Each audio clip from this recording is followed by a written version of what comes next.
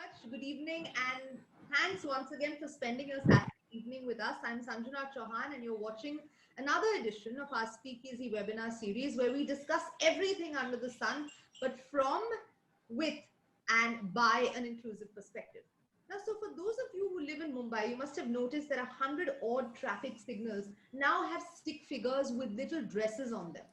This is part of BMC's Culture Spine project, and the municipal body believes that the signage reflects the character of the city, that Mumbai believes in gender equality and promotes women's empowerment. But some say that this is tokenism, that this would do little to actually fix the very deeply entrenched issues of gender inequality and sexism. Some even say, why do it for the eyeballs? Why not actually do something that truly addresses the issue, like better infrastructure and gendered urban planning, which is exactly what we're going to be discussing this evening. Now, women are the omitted subjects in urban designing and planning, not only in the country, but all over the world. Women experience a city differently than men, they experience the country even differently. So often it is not understood that just one street light can actually help reduce violence in the area. Unfortunately, even when such decisions are being taken, women are almost always left out of the team. But today I have with me women who are definitely playing a role in changing that and attempting to make cities smarter. But let's understand how from our panelists. Before I get into it, you're welcome to comment, welcome to ask questions. And if for any reason you cannot catch this on Zoom, we're also streaming off our group Speakeasy on Facebook. But without much delay now, let me quickly introduce my panel. Joining me this evening, I have Liz D'Souza of Lizland Careers and the brainchild behind Speakeasy, Vineeta Shetty, founder of Smart Citizen, Priyadarshini Kacker, landscape architect, and Elsa Marie De Silva, founder and CEO of the Red Dot Foundation. Good evening, ladies. Thank you so much for joining us this evening. Priya, quickly coming over to you. Your thoughts on what the BMC has done in Mumbai. Does this mean anything for the average Indian woman? You're talking to me, right? You said Priya, right? Yes. Okay, so it really, like we were talking, that it really depends on the prism you're looking at it through. I mean, if you're looking at it as only raising awareness, or is it starting a conversation, then yeah, it is doing that. We're having this conversation, so it is doing something. But if you're looking at it as a curative measure then rarely such vast problems have such simple solutions. I mean, if that were the case, let's put green lights everywhere. But we're not, I mean, if you're looking at it as a curative, then yeah, I don't think it's going to help too much. It may have a little bit of a filter down effect, generations growing up who look at it, they feel a little bit of inclusivity. But hopefully this is the green light for more initiatives that they're going to do. And this is not going to just stop there. It's literally a green light that is going to start more things. And if that's the case, then yeah, good for us. I mean, we're having this conversation. So. Elsa, would you say, because there's also the argument that it's perhaps, regressive in a way and heteronormative in a way. So do you think that, it's doing, definitely grabbing eyeballs, but perhaps doing more bad than good when the BMC actually has an opportunity to solve other bigger problems that will truly address the problem of, gender inequality and women's safety? So, thank you, first of all, for having me. And, I have a different take on this. I think this particular initiative is not going to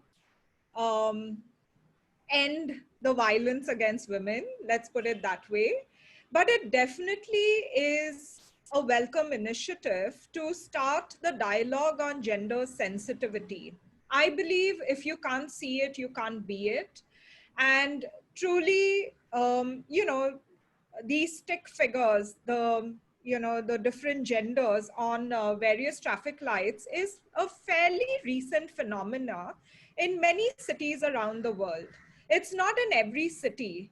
And I've traveled a lot. I've traveled to over 65 countries, many times. So I can tell you for sure that it always takes me by surprise when I do come across these stick figures. But when you see these things on a traffic signal, in a way, subconsciously, it's telling you that there are more than one gender, for example. Of course, can BMC do more? Yes, because it is not showing you somebody in a wheelchair. It's not showing you other, people. And to be honest, I've been stuck at home, so I haven't witnessed it firsthand. So I'm just going by what is being posted on social media and what other people have written about. But, if we can start showing through artistic forms the various groups of people that make up the city, that live in the city, that play in a city, that work in a city, it will go a long way. But it's, in my view, it's a welcome move.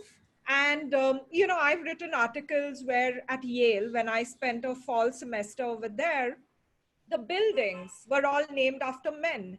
Yeah. All the symbols were male symbols. It was only in recent years that two of the colleges were renamed after women.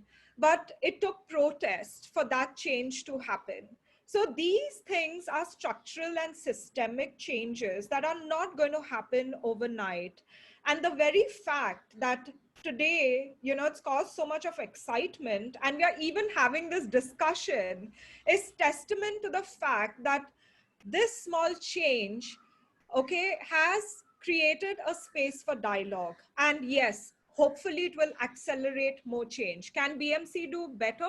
Yes, for sure. But at least this is a starting point. Absolutely.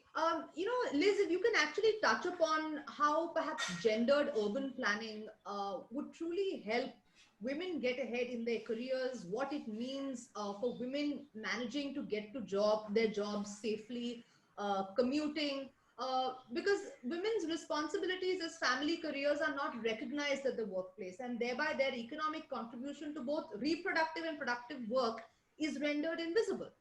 Yeah. So I think the last few sessions that we've had, it's become very clear that women sort of have a lot more to think about, in terms of when it comes to having a career, or there's so many other aspects. I don't think a lot of men have to look into all these little nitty gritties of things. So even something like safety, right? And we were just talking about it before, about when I'm talking to a lot of women and we talk about careers, for a long time, they'll start doing something like they'll get into the film industry, or they'll get into maybe, they'll start a job at a BPO. And one of the main reasons when I asked them, why was it such a small stint, or why did you not continue? And, a lot of times they'll say things like, there was a night shift, so I couldn't continue, or the company was not able to provide me with safe transport.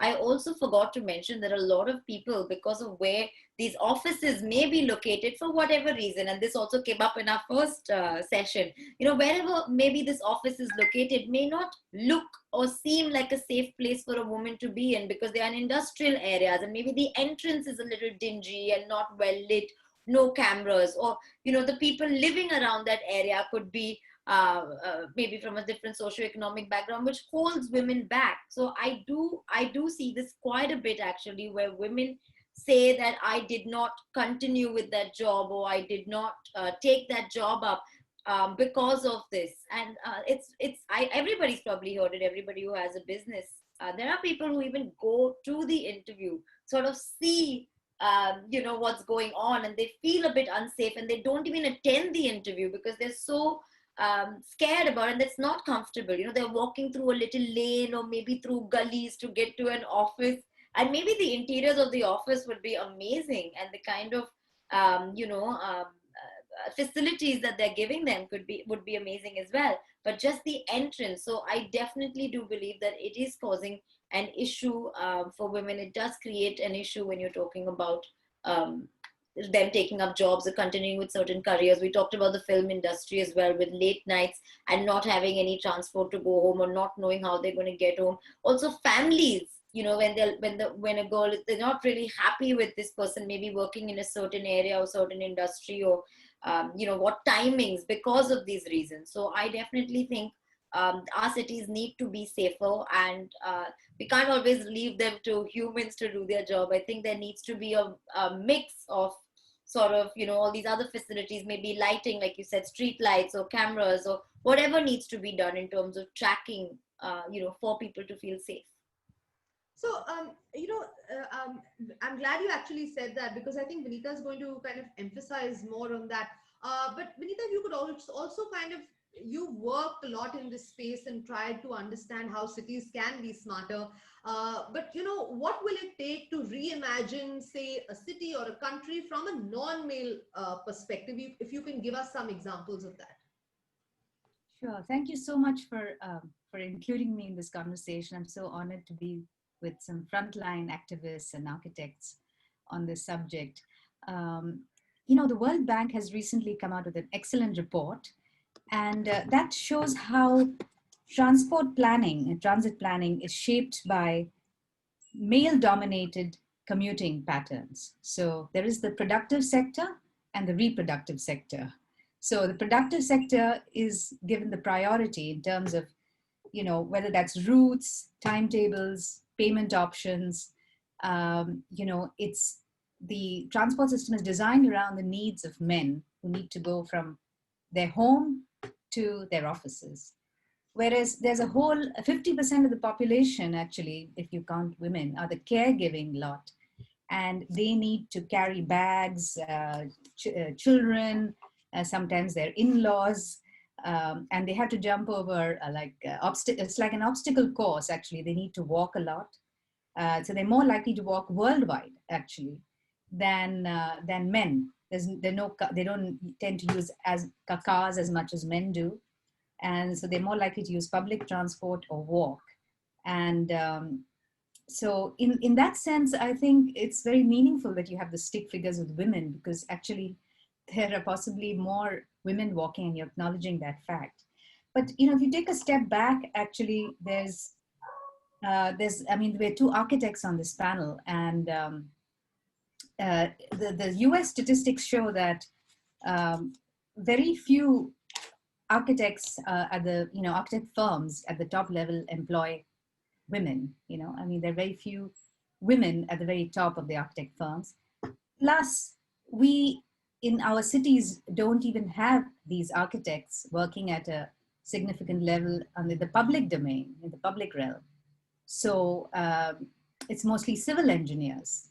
We lack designers, architects, civil engineers, and even of the civil engineers, the ones who actually graduate and take up the job, there's a very small percentage. I think it's about 20% of engineering grads are women, and about 40% quit or never enter the profession. So this is sort of just stepping back a little bit and taking a systemic view to show that we open a Pandora's box right now of issues, and it's really deeper than this, because it strikes at the heart of employability of women, their livelihood, and everything. So we can continue that conversation in the course of this. Right, Priya, I saw that you were nodding you were nodding extremely assertively when Vineeta was talking about architecture and just in the scheme of urban planning.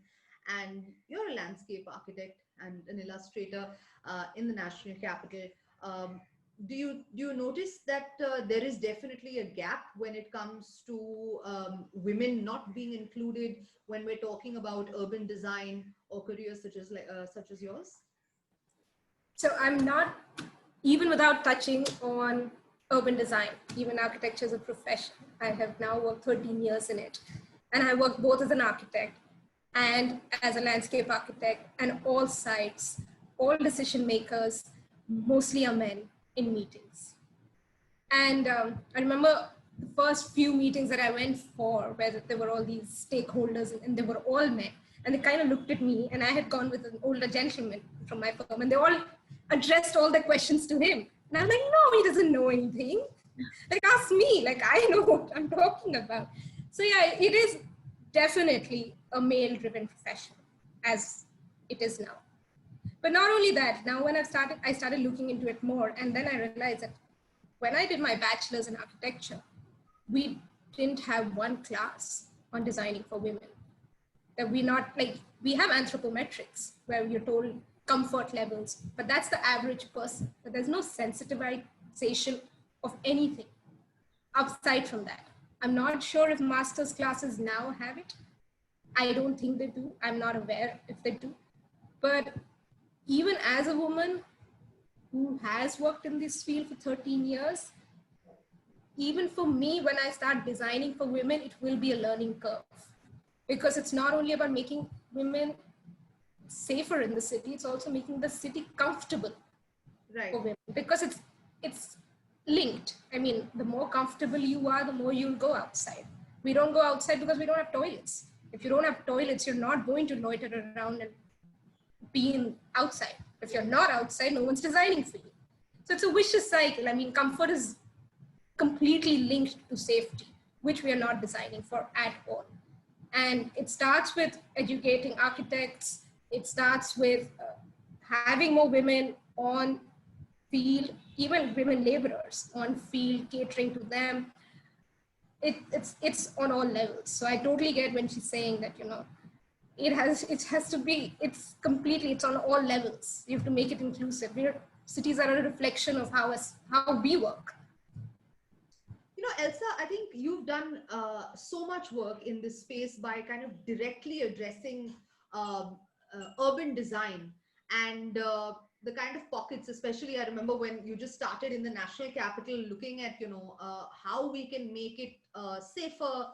Looking at cities and gender discrimination. You've even pasted this for our attendees. You can just check on the chat where she's spoken about a women-friendly city primer. So if I were to ask you, right off the bat, how cities in their design obviously are often riddled with gender biases, what would you suggest are the best ways to build equitable and more inclusive cities? So first of all, when you're designing, do you even include the voices of who you're designing for? Do you keep them central to the design? And that's called human-centered design. It's not a new concept at all. But in our cities, when there are any changes being made, do we even include the voices? And not just women, I mean, you're talking about people with all kinds of disability, you're talking about children, you're talking about the elderly, you're talking about maybe LGBTQ folk. Women, of course, and since my work focuses primarily on women and sexual and gender-based violence prevention, which we do through our crowd map, we realize that there's also a lack of data. Now, why is data important? Because data allows you those insights which you can use in your decision making.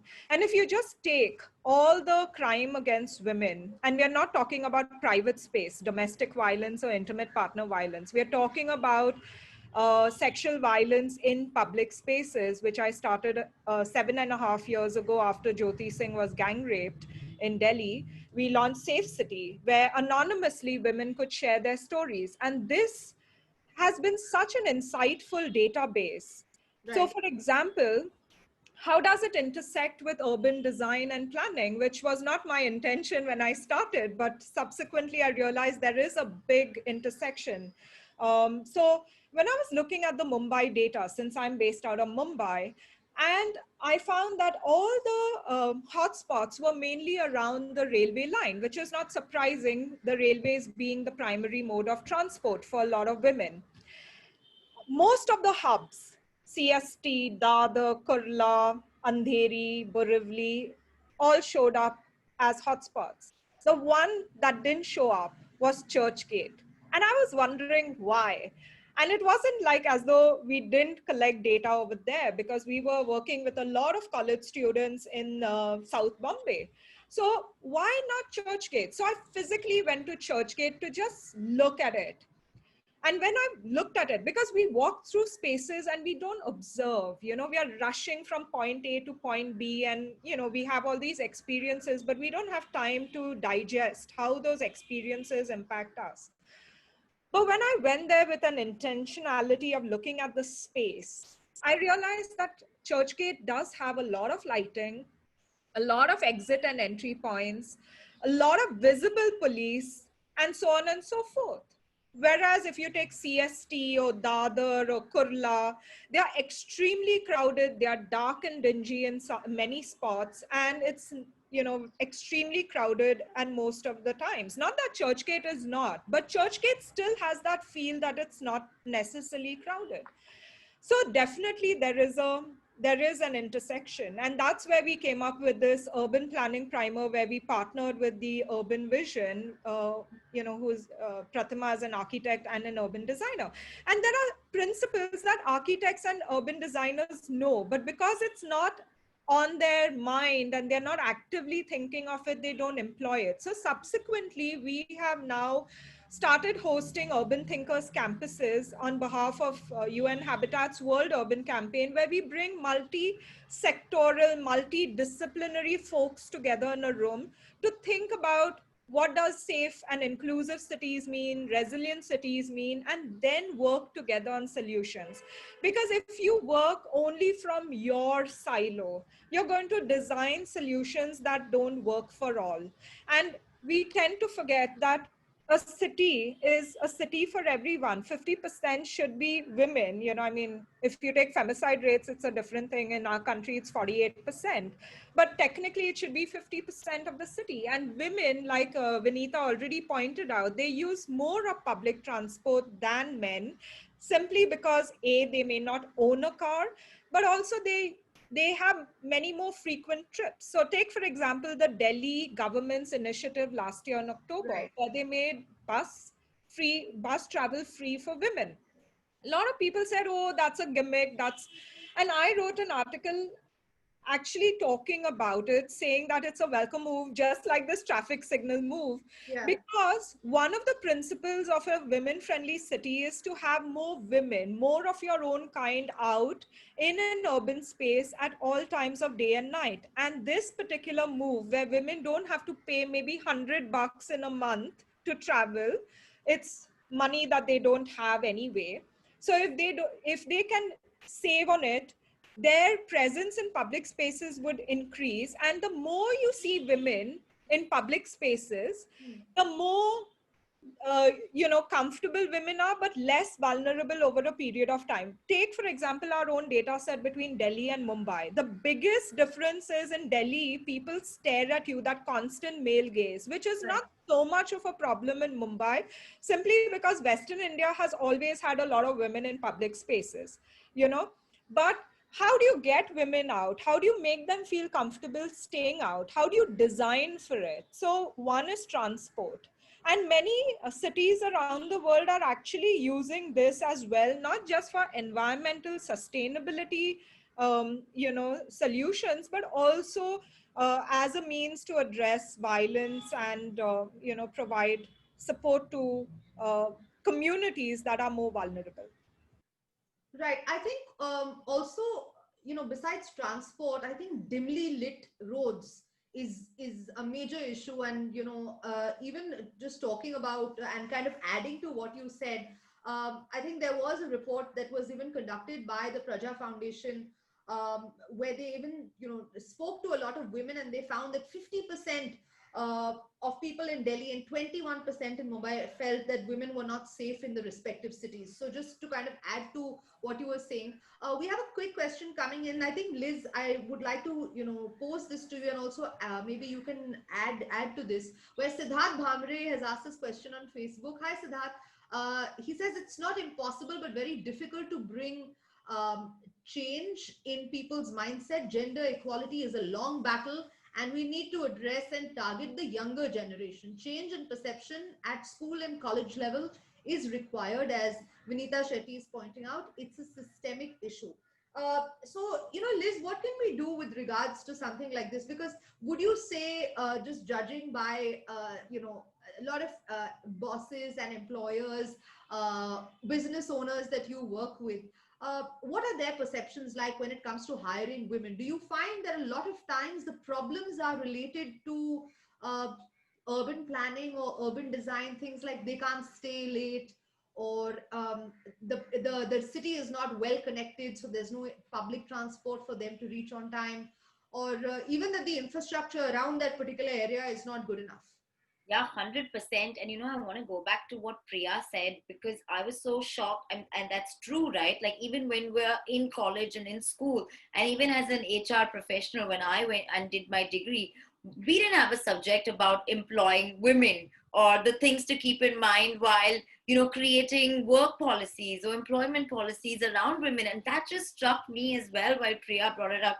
And she's absolutely right? We need to go so many steps backward to see where the whole issue is as well, because we as HR professionals we don't even realize until we're in the workforce, and that's when we realize, oh, women need a separate toilet compared to a man, something so common. Or we can't have these late timings and expect women to be in those jobs, which is sad, because some, maybe that just depends on the person, and maybe they could do a better job than a man, or they're the right candidate for that job. I don't care about better or worse, but this is something that comes up constantly. In fact, me as a recruiter as well, when I'm talking to people, my first question is, where is your office? Because now with the whole pandemic, I can't really go and meet people at their offices. So I don't have that experience like Elsa mentioned, actually going and observing a place and seeing the sort of points, something that makes you uncomfortable. I don't have that anymore. And I used to do that before the pandemic.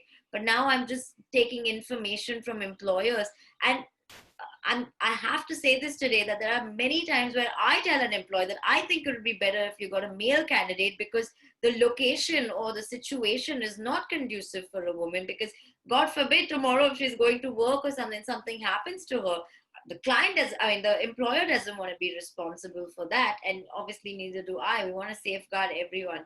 So it's definitely a problem. But to answer, Siddharth's question, where he says, gender equality is a long battle and needs to be discussed in the younger generation.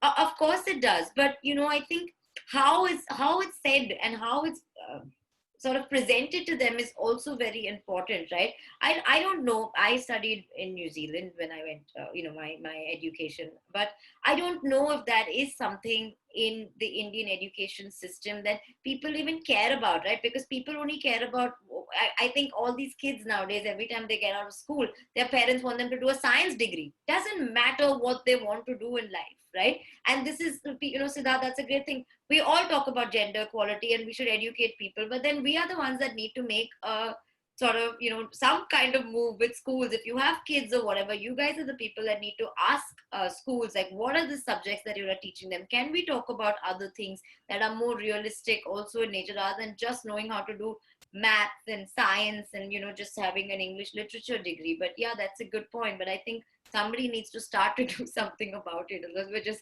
throwing stones at each other. Right. Well, Elsa, I'm going to quickly come to you. You wanted to add about the lighting, and then I'll go to Vineeta. Yeah. It has a connection to what you all have been discussing on gender sensitivity, because when you talk about lighting, sometimes people think that lighting is the solution. But I can tell you that lighting is not the only solution. It's also the culture and the mindset, because you can walk, and I have walked down a completely dark road in Stockholm and not felt afraid, of being in a dark space. But if you ask me to walk on a dark street in Delhi, I would definitely have some fear, I think we're all scared already just by you saying something. Priya's raising her hand. Everybody's already yeah. So I just want to also point out that, some of these solutions, because our lawmakers, CCTV cameras, for example, are the most convenient solutions. Or they think that by, improving the lighting, the violence against women or the crime rate is going to go down. No, it's not. So we need to address this gender sensitivity, and it can only happen through education, and education at all levels. So we have to start talking about it right from when you're young. And that sensitivity in a way will also help people understand and put gender on the agenda, like I like to say, when they work. So take, for example, HR. When I was in corporate aviation, I headed a department called network planning, and I would only get CVs of males. And I would like, but I need to see some women. And I wasn't even doing gender work at that time, but I just felt odd that not a single woman was, being sent for an interview. And then I told them, I'm not going to close this position. So if each of us took a stand like that and started to think about who who are we not including in whatever we are doing, in the policy making, in the design of whatever we are designing, or whatever solutions we are creating, then if we all had that sensitivity, I think we would build for better. Okay. Vineeta, before we actually had this webinar, I think you were talking to me, and you made a fantastic point about public infrastructure, and how even transport, even pavements are just designed for the use of an average well-bodied man, a young man. When infrastructure starts perhaps being designed to suit women, it would become far more inclusive, because I think there was a study that was conducted in Vienna where they were trying to understand how public spaces can be more inclusive. And, all the women said that we need wider footpaths, that we need more space. So, if you can just touch upon that and just, talk about things that perhaps none of us have even considered. Sure. I think, yeah, lighting was mentioned as one point, but there's also the issue of limited sight lines. So I remember going to graduate school in Philadelphia, where it was in the 80s, a long time ago.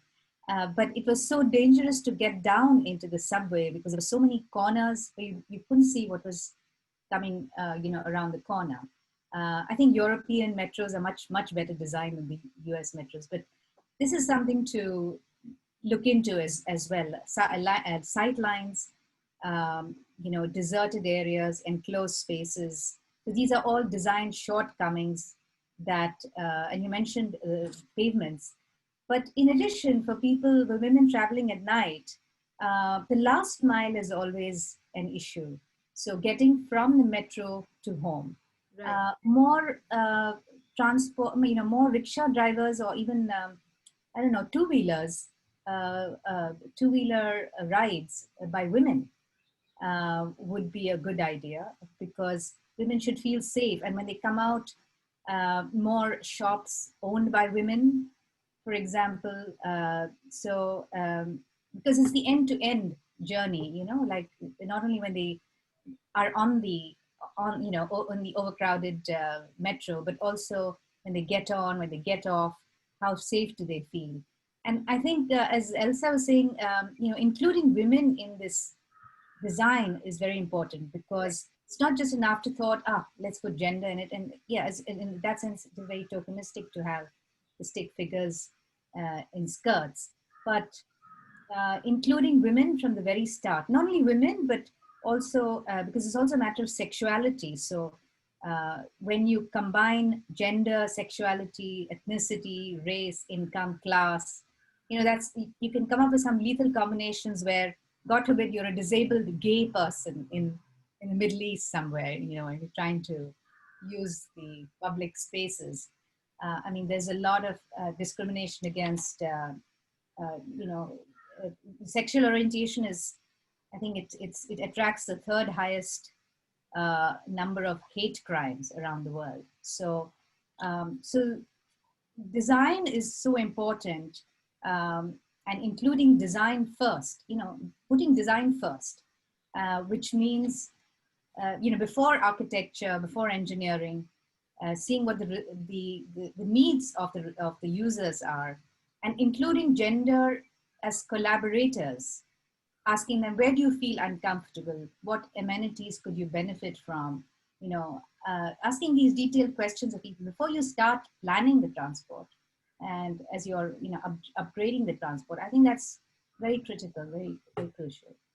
I'm glad that you said that, because one of our attendees, Sharon, has said that an example of gender sensitive transit here in Toronto, where the public bus driver will drop a woman to a stop in between designated stops if more convenient for them in the late evening. So, that's something that we can, consider.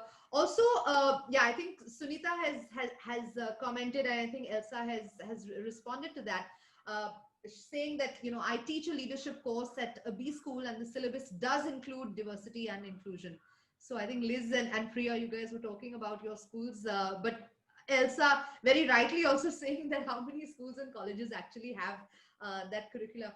Priya, I'd like to ask you about designing for public safety, and also, about distribution of land when it comes to designing.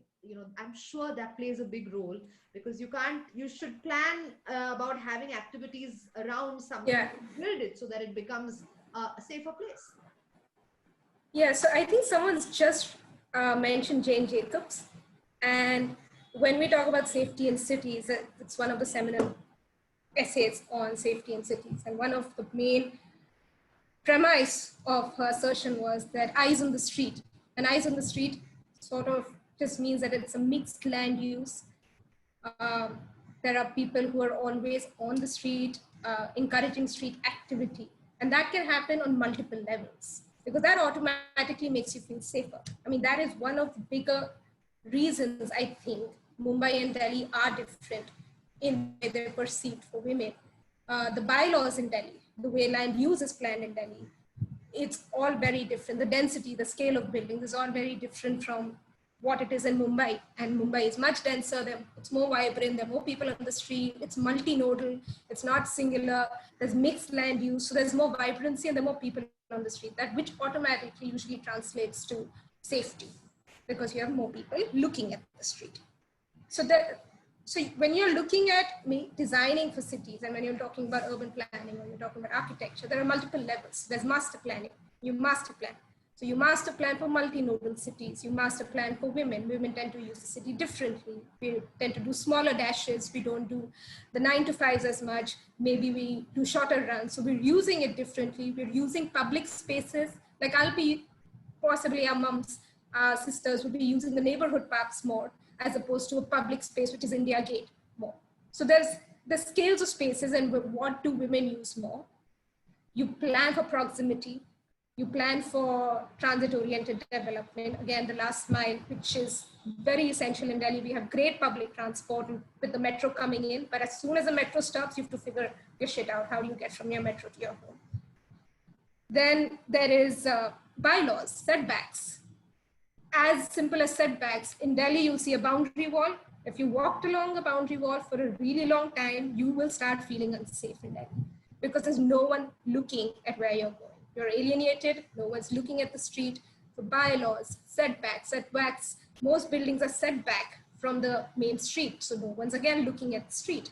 So there are different, lighting is only one aspect of it, but there are different scales. When you talk about master planning, you talk about land use, and you talk about bylaws, then detailed design again, then we get into proxemics, that a woman from Mumbai probably has a personal bubble, which will be different from a woman probably, Jen has a different bubble. So who are you designing for? Like, how big should your pathway be? Should there be a railing there? How high should the railing be? How many exit points? So different scales of design come into play, which I think is very important. So, just because you've listed all of this, have you seen an example of this anywhere in the world? When you're saying, have I seen an example of this anywhere in the world? Which actually all of these things in. I'll give you an example. Now, most people perceive, I've lived in New York, and I've traveled in Mumbai, and I've traveled in Delhi. And definitely Delhi, Mumbai have, even in New York, when you go downtown to Wall Street, where there are only offices, when the office timing is over, you feel unsafe there.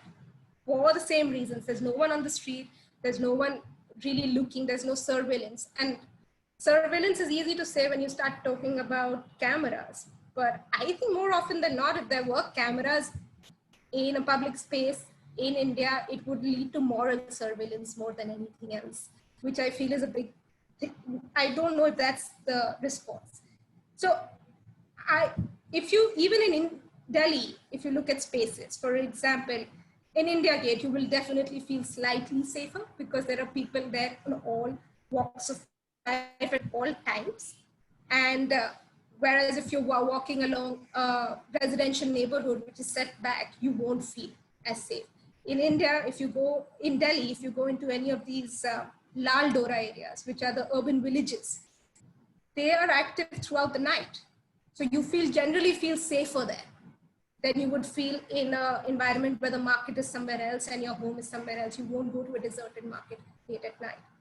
So you have to do like a mixed use land use.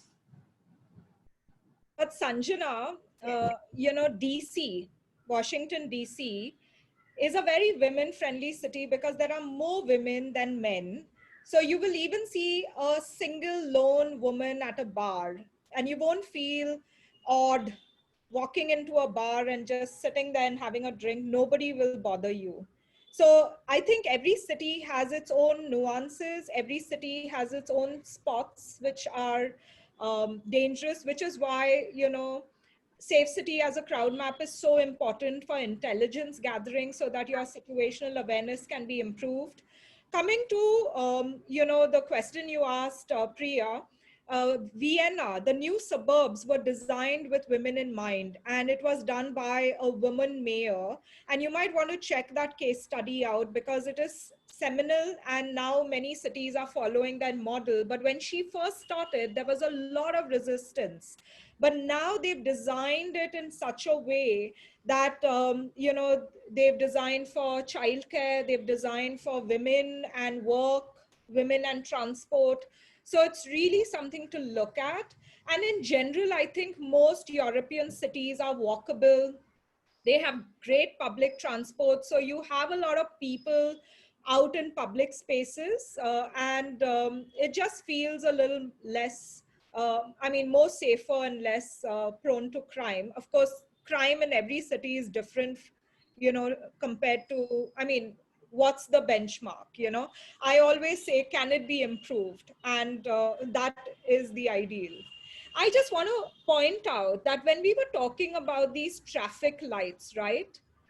It's great to have these women stick figures or whatever stick figures, but how many of us actually observe traffic lights? And that comes back to civic action. All of us make up citizens of a city, and do we follow the rules? Because some years ago with Point of View, we did this exercise called Equal Access, where we paired an able-bodied girl with a girl with a disability. So either visual impairment or, hearing impairment, or even somebody who's a paraplegic in a wheelchair.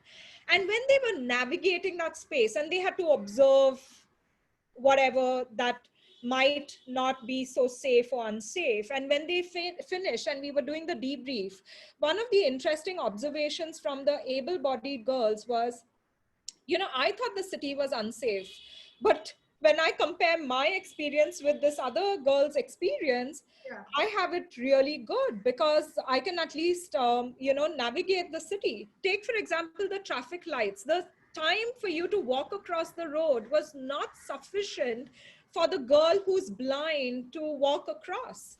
So again, there's so many factors that one needs to take into account, and then our own role as citizens in complying with these regulations, or even unsaid norms that we use to navigate the city. Right. Vineeta, if you could actually stress on this, because I think, and maybe Liz and Priya can also jump in later, because this is something that we were discussing, right before we started the webinar. When it comes to semantics, when it comes to things actually being noticed, which is what we started off with. And we use I will use the example of what the Delhi police did, where they tried to, give their women patrolling unit pink scooters and pink helmets, in a bid to make the Delhi police more approachable to women, and also, for visibility. So do you think that something like this would work when it comes to Mumbai, where women feel that, okay, men are not the representation for everything around them, and the city also has women, or do you think that they're going to have a slightly cynical view of it? Because I know a lot of people who said, oh, while I'm going to fall into a pothole, I'm going to see this traffic signal. Or while I'm going to be run over by a car, then I'm going to see this green light. And these are the comments, and this is coming from an average Indian woman. I think gestures like these, they do serve a purpose, in the sense it's a deterrent. So men know that, hey, there are these women police around. So, they might think twice about, it's just a reinforcement, like psychologically, you're reinforcing that, yeah, they're here for the protection of women. But obviously it's gestural, it's symbolic, and the Delhi metro actually is a good example of a relatively safe environment compared to Delhi buses, where I remember it was madness to actually step onto a Delhi bus because you'd get your bottom pinched, or you'd get harassed in so many different ways. And by the way, India is not the only place, because there are statistics from all over the world of people feeling harassed. I mean, Mexico City, 9 out of 10 people actually feel unsafe on the public transport. So I think these are fine as symbolic, gestural things, and they act as deterrents. But again, the root cause is the design. It's in the design of the city, design of the transportation, and also there are examples, some good examples from Europe. Elsa has mentioned Vienna, but when you look at developing countries, also the World Bank report that I mentioned has some good examples from Bukalanan, Philippines, and from Costa Rica, where they have started, because it's of course the developing country is a little further behind, but they've started looking at regional planning from a gender lens in the Philippines. And in Costa Rica, they have training workshops with local women's organizations to better understand what the needs and perspectives of women are. And then there's also monitoring and evaluation, so that municipalities actually evaluated on how they're meeting the gender inclusion goals. So it's these long-term, systemic kind of things that really need to be put in place. These are good stepping stones, but obviously not enough. So there are a whole host of cases from like the 15-minute city, as somebody mentioned in one of the chat, like Groningen, the 15-20-minute city. These are obviously that's the way to go, and people are now veering towards this model rather than the traditional US model of having the suburbs outside, and you travel into the city. Here you walk to work, or you bike to work, or bike to your recreation, to schools, wherever it might be, and that automatically acts as as a safety. It creates a safe environment for children and women. So Liz, if I were to ask you, if you could just tell me, say 5 or 7 or how many other things that you would need perhaps for women to feel that they could really realize their potential just by simple improvements in urban planning or urban design. One of the things that we haven't touched upon, except for just now when Vineeta said it, we've taken out children out of this discussion completely. I mean, we did touch on it here and there, but that is also a really big part, because women are, constantly with their children, whether it's going to a park to spend the evening, or going to the beach, or taking them to the market along with them, or sometimes even having to take them to work because they don't have any help, right? So I also wanted to touch on this. Like, I feel like, yeah, having all these, things, designing for women and stuff, but also children. I know a lot of mothers that do not want to take their kids to the park, because sometimes these parks are really unsafe places as well for their children. So they'd rather just let them play in the building. Again, making spaces with lesser women. Like, so if I go to run at the park, I'll hardly see any women. Women prefer just taking a walk around the building rather than going outside to the park, because again, that walk to the park, or it's dark. I also wanted to talk to you all about like an experience that I have. So I take my dog for a walk at 8:30 every day, because that's when he has dinner. And before the lockdown, this is like, it's been on my mind for a really long time. I've spoken to everyone. I think the first day when the whole city was under lockdown, I think it was a Sunday where everything was shut. And I took Noah for a walk. And for the first time in my life in Mumbai, I felt unsafe. And that really made me realize that it's what makes Mumbai safe is, like Elsa said, the demographics of the different type of people around, right? There you can find people from all sorts of walks of life. You'll find your housewife walking the road, and you'll find, everybody, like your office going people. And, it's not, so it makes you feel safe. For the first time in my life, I was scared to take my dog for a walk around my house. So I really feel like, sorry, I didn't really answer your question, Sanjana, but I just wanted to point out on these couple of things that obviously I think, like we talked about lighting and cameras and stuff, but people of any city, and if it's the like proper educated and well cultured people, I think make a huge difference in safety. And the second thing is also having things that are safe for children, right? Like we said, there's no space to walk on your footpath. I think parents are just scared to walk with their parents. Even if the school is like 10 minutes away, they'd never walk. They'll take a rickshaw or drive the kid to school, because they're like, he could get hit by a car or fall into a pothole, like you said, which is very dangerous, such simple things. Okay. Elsa, this is something that I came across in some of the reports, and would you agree with it? Because I find that a lot of cities do the opposite of it. So, do you think that they should also offer legitimate space to, an informal sector, like your hawkers, your public transport stands, like auto rickshaw stand, you'll have a bus stand. I find that a lot of cities are actually trying to do away with the hawkers. But do you think that that is perhaps instrumental in making an area safer or more accessible for women? So I would definitely say if it is done in a manner that is not haphazard and it is systemized, then yes, because that is the eyes on the street and that is mixed use planning in a way. But it can't be haphazard where now you have hawkers on the pavements and therefore there are no pavements for people to walk. So the road outside my building is uh, it's absolutely congested when of course when there's no lockdown, and it's dangerous to walk because there's the market there, people have parked their cars, and then you're walking in the middle of the road, which we have a major hospital down the road, so you have ambulances, you have BST buses and all kinds of transport going on this tiny road. So I do believe that we have to rethink the way we design our cities, and you're right, we are moving into these gated communities and siloed spaces where and Bombay is unique because you can have a building with very rich people, and next to it you can have people in an SRA, so which you might not find in Delhi necessarily, so uh, people are constantly moving around, and that should be preserved.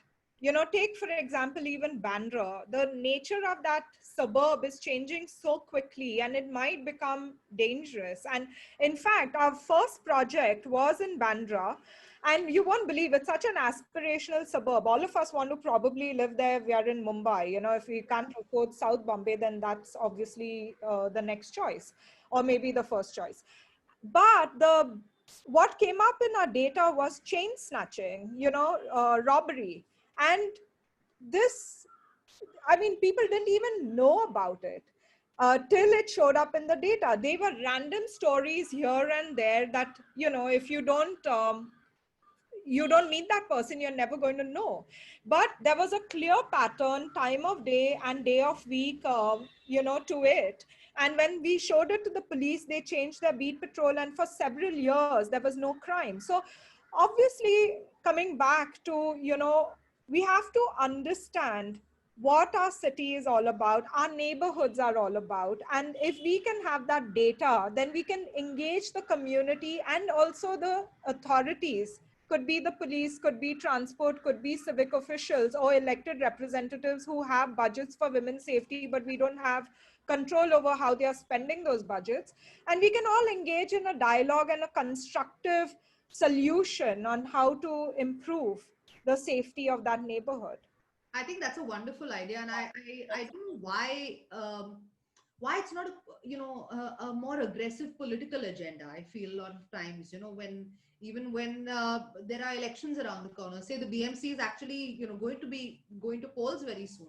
this should be something that the corporators actually talk about. So we're running out of time right now, but Priya, like I asked Liz, and this I'm all about like points and solutions. If I were to ask you, in the national capital, if I were to take you around and just say, hey, take you to this street or this spot, what would you say that needs changing, or 5 top points that you think that the national capital can implement immediately to ensure that it is a safer place for women? Oh my God, 5 points to make Delhi safer. Okay, I'm sorry. Impossible to do that. We don't have time, that's why. But okay. Okay. So one of it is we're obsessed with boundary walls. I think that is one thing which is super, like boundary walls. I don't know if they are necessarily making people safer. But one is that. Second is there is a big cutoff between markets and where we're living. And that is something, but now we're looking at retrofitting, right? This was, how do you retrofit solutions? And so boundary walls, visibility, making sure that the public transport is seamless. 3 is that, these are huge points. I don't even know where to begin. But lighting, again, one is lighting. But when we come back to what Elsa was saying, that we do have a lack of data, and what a lot of countries now are doing is, now that she's data collecting, there are these apps that are data collecting, you can actually pinpoint those locations and actually walk around with a city official, with a group of women who will say, okay, I felt unsafe there. Why did I feel unsafe there? And what can we possibly do? And I think that would have been a more interesting thing in this cultural spine that the BNC has done than doing only that. Because, right, I'm very good. We have a green light signal and now we feel included, but it doesn't change safety. And safety is going to take a lot more than that. So I would be interested to actually see the cultural spine that we're talking about, apart from the green lights. What else are we doing? Because it will be developed as a cultural spine. What else are the measures that have been taken? I'm not even sure if there are any. But Delhi, that's a whole different conversation. It's going to take a long time. Okay, Liz, you wanted to make a point really quickly. Yeah. But before that, You asked me for 5 points, but just a second. Kavita has just said, and in urban city planning, subways are constructed for pedestrians to cross major roads. I have preferred to wait for the signal to change to green for me to cross the street, then use a subway. You and all of us, use it, dark and smelly. Absolutely. As Elsa said, you're not alone. We're all with you on this. For sure. So because you asked me that question, I just wanted to give 2 points, like you said, solutions. One, I really think we need more women police everywhere. You know what? I don't even care if it's women or men. I just feel like we need more police for sure. I'm not even going to get into the debate of whether they are well trained or good people or whatever. I just want to see them a lot. Because of pink helmets. Sorry, I love Sanjana. I love pink. Honestly, I'd love to see men, women, police, everyone wearing pink. That's fine by me. But I'd love to see more police. Also, one thing I've noticed every time I drive home and there's one of those checkpoints, there is never a woman police at that checkpoint. I never stop. I never wait. And I think that is some place that women need to be included. Women police need to be included as well, because that's when all the bad stuff happens at night. So I think that we need to have like more units of women.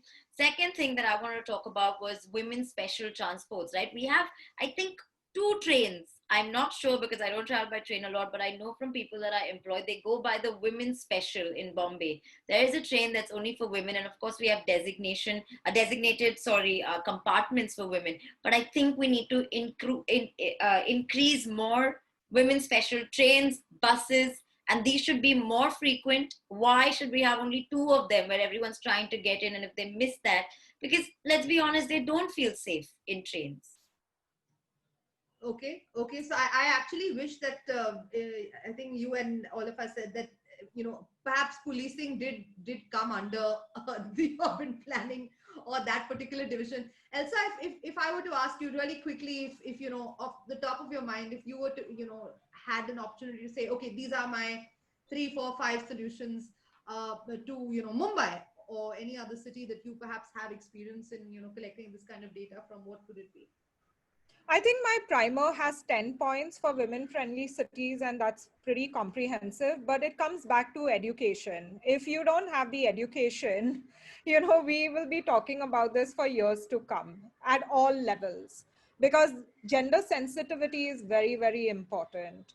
So that is one. Second is that helplines. If you take transport, the railways have their own helpline, the railway police have their own helpline, the police have their own helpline, there's a women's helpline, there's a child helpline. I think that needs to be centralized. They should make it easy for women to report. You don't necessarily always have to go to the police station.